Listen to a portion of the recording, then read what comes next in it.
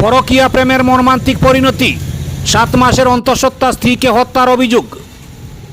শিলচরের মধুরবন্দ এলাকা থেকে উঠে এসেছে এক অমানবিক ও মর্মান্তিক হত্যাকাণ্ডের খবর। পরকীয়া সম্পর্কের বলি হলেন 7 মাসের এক অন্তঃসত্ত্বা গৃহবধূ। স্বামীর বিরুদ্ধে উঠেছে নৃশংসভাবে হত্যার অভিযোগ। ঘটনার স্থান শিলচরের মধুরবন্দ এলাকা। মূল অভিযুক্ত বীরু মিয়া স্বামী, নিহত রাবিয়া বেগম 7 মাসের অন্তঃসত্ত্বা, 2 সন্তানের জননী। পারিবারিক সূত্রে জানা গেছে, কাছাড় জেলার জিরিঘাট দিগলি এলাকার বাসিন্দা রাবিয়া বেগমের সঙ্গে প্রায় 6 বছর আগে শিলচরের মধুরবন্দের বাসিন্দা বীরু মিয়ার বিয়ে হয়।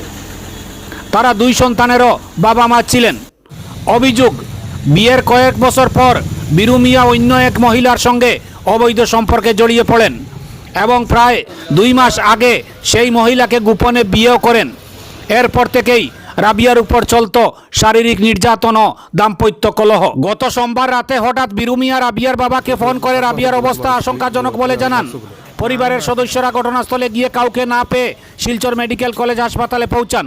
সেখানে রাবিয়ার গলায় দাগ এবং পেটে আঘাতের চিহ্ন সহ নিতর দেহ দেখতে পান তারা। মৃতার পরিবারের অভিযোগ, দ্বিতীয় স্ত্রীর সঙ্গে সংসার করার পথ পরিষ্কার করতেই পরিকল্পিতভাবে রাবিয়াকে পেটে লাথি মেরে ও গলা টিপে হত্যা করা হয়েছে। পরিবারের অভিযোগের ভিত্তিতে পুলিশ অভিযুক্ত স্বামী বীরু মিয়াকে হাসপাতাল থেকে গ্রেফতার করেছে। গত 6 বছর আগে আমার বোনের বিয়ে হয়েছিল শিলচর মধুরবন বীরু মিয়ার সাথে। আর হে আমার বোনরে অত্যাচার করতে হবে জান আগে থেকে। তো এটা আমরা বাড়িতে নিয়ে বিচার আচার করিয়া পুড়াইয়া আবার আনিয়া দিছি। অত্যাচার করে হে অন্য একটা মহিলার লগে তার সম্পর্ক আছে, আর একটা বেটি তাই লগে তে ওটা মাত লইয়া আর কি ঝগড়া জাটি হইয়া করো অত্যাচার করা করি করতো। তে আমরা বাড়িতে নিচে বেজান নিয়া করছি, বিচার আদালত করছি, করিয়া আনিয়া দিছি। তারা মানুষ বিচার আচার করিয়া আনছই। তারপরে আনার পরে গত 2 মাস আগে শুনছি হে আমার বইনে কইছে একটা মহিলা ওটারে বিয়া করে লিছে বলে।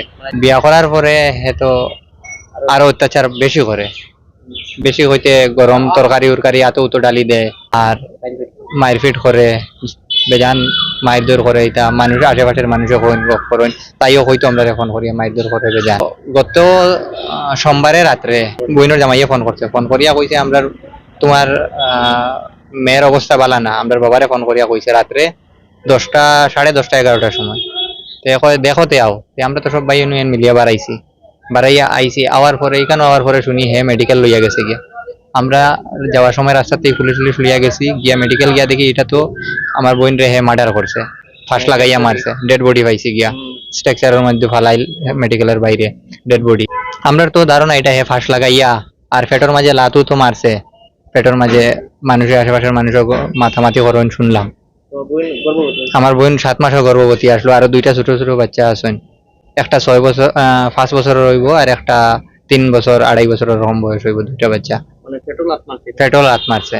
এরপরে তো আমরা করলাম, পুলিশে ধরিয়া হে তারে অ্যারেস্ট করিয়া লইয়া গেল। পুলিশে মেডিকেল থেকে অ্যারেস্ট করিয়া লইয়া গেছে তারে। আমরা পুলিশ লগে লইয়া গেছিলাম, গিয়া তারে ধরাইয়া দিছি। এটা নিয়ে আমরা কেস করছি। বর্তমানে তারে তো পুলিশে ধরছে, তার কঠোর শাস্তি চাই আমরা, তার ফাঁসি চাই আমরা।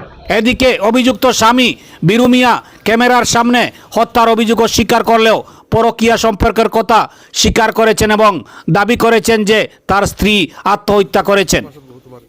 তুমি তো 7 মাসের বহু তোমার স্ত্রী তুমি মারছো বলে? না, আমি মারছি না।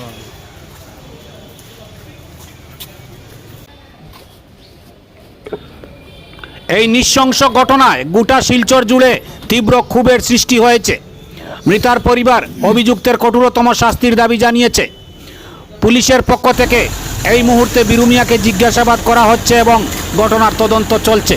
ব্যুরো রিপোর্ট, আমার সোনার কালীগঞ্জ।